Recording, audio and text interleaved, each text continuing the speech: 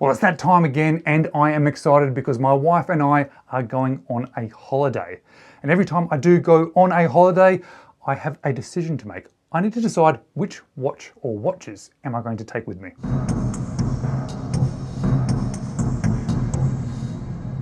Hello, you're watching James. My name's James, you're watching me, and I am talking about watches, and I need to decide today what watches I'm going to take on my travels.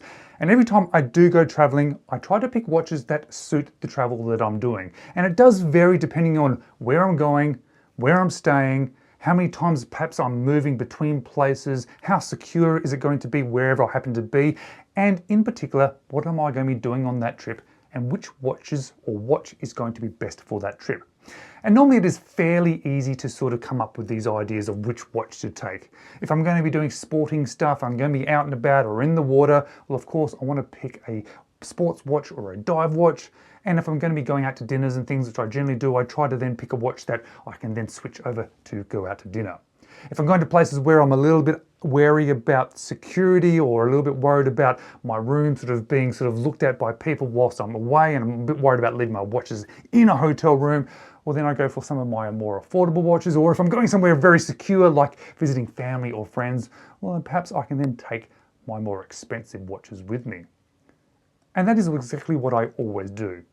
But that's not what I'm doing this time. I'm going to be taking two watches with me. One of them makes a lot of sense. The other one, not so much. So where am I going? Well, we're doing a few things on this particular trip. We're going to Melbourne for a few days, and I'm going to be visiting a bunch of watch-related stores and bits and pieces while I'm there in the Melbourne CBD.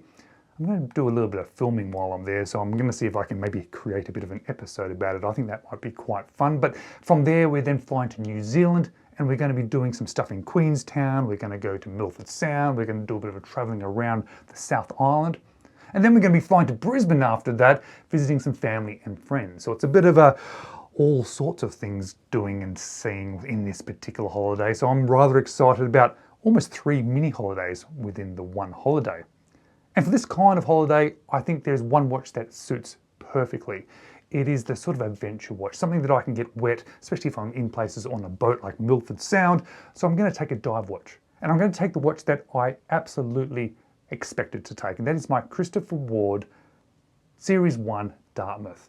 This is a watch I bought for a few reasons. I bought it for its looks because I think this is my favorite Christopher Ward model that I've ever seen. I bought it because it's so well made. And I bought it because it looks like a really easy watch to wear. Something that would be great to take traveling just like this. And it's turned out to be exactly that watch. So this Christopher Ward is definitely the first watch that is coming with me, and it is the obvious watch to take with me, and I'm comfortable taking this watch with me. But it's the second watch that I'm taking with me that doesn't seem to make sense. It doesn't seem to make sense because it perhaps doesn't fit what I'm doing. Perhaps it doesn't fit the price range that I'm comfortable taking with me because it's a little bit more expensive. But it's a watch that I love so much and that I'm having this sort of current moment with that I don't want to take it off my wrist, that it means that it's going to end up coming with me. And it is my Mont Blanc Nicholas Roussek. A watch that I guess makes a little bit of sense because it is a GMT. It means I can change between time zones, between the few places that I'm going.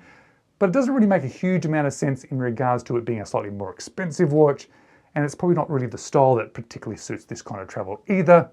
But because I quite literally am struggling not wearing this watch, because I'm wanting to wear it over everything else at the moment, because I'm in the middle of this honeymoon period with it, I just don't want to go 2 weeks without this particular watch. So yes, I'm taking my Mont Blanc Nicholas Roussek and the much more appropriate Christopher Ward watch with me.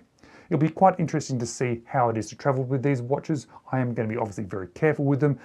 And to be honest, I'll probably end up having both of them on me at all times. One on my wrist and one in my pocket. Guys, thank you so much for watching.